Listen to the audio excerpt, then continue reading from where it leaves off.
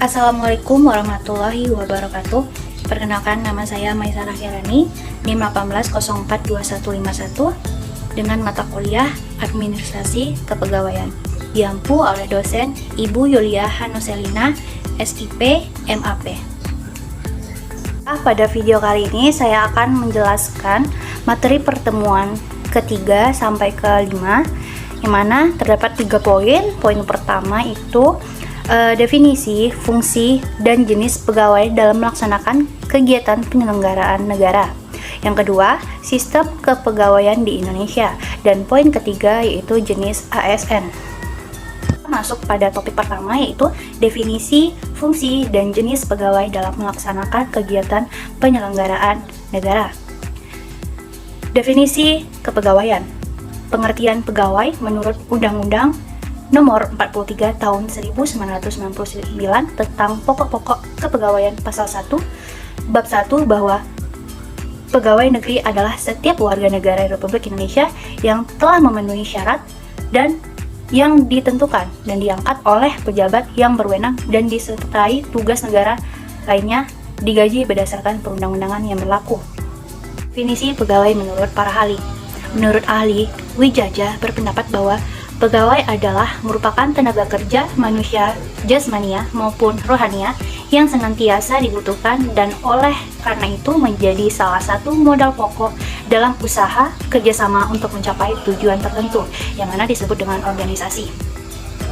Menurut pendapat ahli Andrew F. Sikora, yaitu personal administration is the implementation of human research by and within an enterprise, yang mana artinya administrasi kepegawaian adalah penempatan orang-orang dalam suatu perusahaan.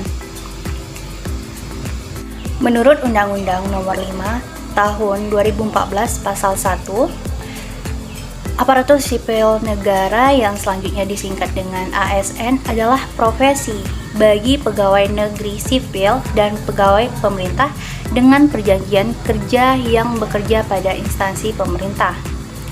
Selanjutnya, pegawai aparatur sipil negara atau disebut sebagai pegawai ASN adalah pegawai negeri sipil dan pegawai pemerintah dengan perjanjian kerja yang diangkat oleh pejabat pembina kepegawaian dan diserahi tugas dalam suatu jabatan pemerintah atau diserahi tugas negara lainnya dan digaji berdasarkan perundang-undangan. Pegawai negeri sipil yang selanjutnya disingkat sebagai PNS adalah warga negara Indonesia yang memenuhi syarat tertentu diangkat sebagai pegawai ASN secara tetap oleh pejabat pembina kepegawaian untuk menduduki jabatan pemerintah.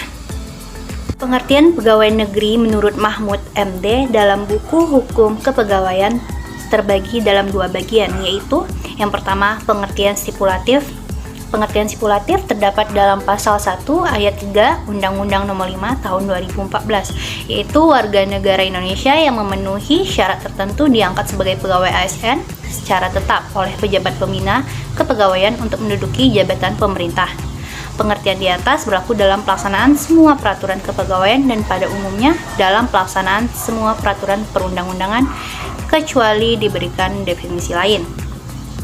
2. Pengertian ekstensif. Selain dari pengertian stipulatif, ada beberapa golongan yang sebenarnya bukan pegawai negeri sipil menurut Undang-Undang Nomor 5 Tahun 2014, tetapi dalam hal tertentu dianggap sebagai dan diperlakukan sama dengan pegawai. Setelah kita masuk ke poin selanjutnya, yaitu jenis-jenis pegawai negeri sipil. 1. Pegawai negeri sipil pusat.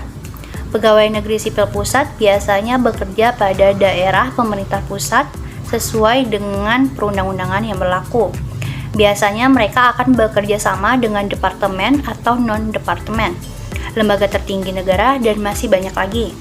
Semua pekerja yang berada pada lingkungan ini akan memiliki jenis pekerjaan sebagai hakim di pengadilan negeri atau pengadilan tinggi, bekerja pada perusahaan umum serta perusahaan lainnya seperti kereta api dan pegadaian. Masuk ke poin 2, yaitu sistem kepegawaian di Indonesia.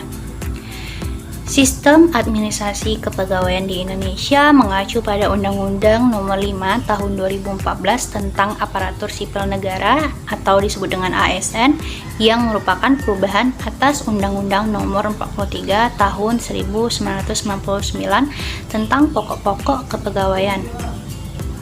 Undang-undang tersebut ditegaskan bahwa dalam rangka pelaksanaan cita-cita bangsa dan mewujudkan tujuan negara sebagaimana tercantum dalam pembukaan Undang-Undang Dasar Negara Republik Indonesia tahun 1945. Perlu dibangun aparatur sipil negara yang memiliki integritas, profesionalitas, dan netral serta bebas dari intervensi politik, bersih dari praktik korupsi, kolusi, dan nepotisme, serta mampu menyelenggarakan pelayanan publik bagi masyarakat dan mampu menjalankan peran sebagai unsur perekat persatuan dan kesatuan bangsa berdasarkan Pancasila dan Undang-Undang Dasar Negara Republik Indonesia. Pelaksanaan manajemen aparatur sipil negara belum berdasarkan pada perbandingan antara kompetensi dan kualifikasi yang diperlukan oleh jabatan dengan kompetensi dan kualifikasi yang dimiliki calon dalam rekrutmen, pengangkatan, penempatan, dan promosi pada jabatan sejalan dengan tata kelola pemerintahan yang baik. Dengan hal tersebut, pembinaan ASN perlu dilakukan dengan sebaik-baiknya berdasarkan perpaduan sistem prestasi kerja dan sistem karir. Namun, lebih dititikberatkan pada sistem prestasi kerja dengan maksud memberi peluang bagi ASN yang berprestasi tinggi untuk meningkatkan kemampuannya secara profesional dan berkompetisi secara sehat serta akan diperoleh penilaian yang objektif terhadap kompetensi pegawai. Selanjutnya kita akan membahas poin ketiga, yaitu jenis aparatur sipil negara. Pasal 6 Undang-Undang Nomor 5 Tahun 2014 tentang aparatur sipil negara yang menjelaskan pegawai aparatur sipil negara terdiri dari dua, yaitu PNS dan PPKK.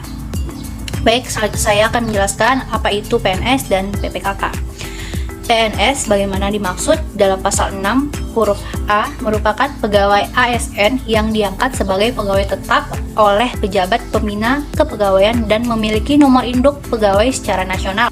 PPPK sebagaimana dimaksud dalam pasal 6 huruf B merupakan pegawai ASN yang diangkat sebagai pegawai dengan perjanjian kerja oleh pejabat pembina kepegawaian sesuai dengan keputusan instansi pemerintah dan ketentuan undang-undang. Sekian penjabaran materi perkuliahan pertemuan 3-5 dari saya. Jika terdapat kekurangan ataupun kesalahan dalam pengucapan, saya mohon maaf. Terima kasih telah menyaksikan video ini. Akhir kata, Assalamualaikum warahmatullahi wabarakatuh.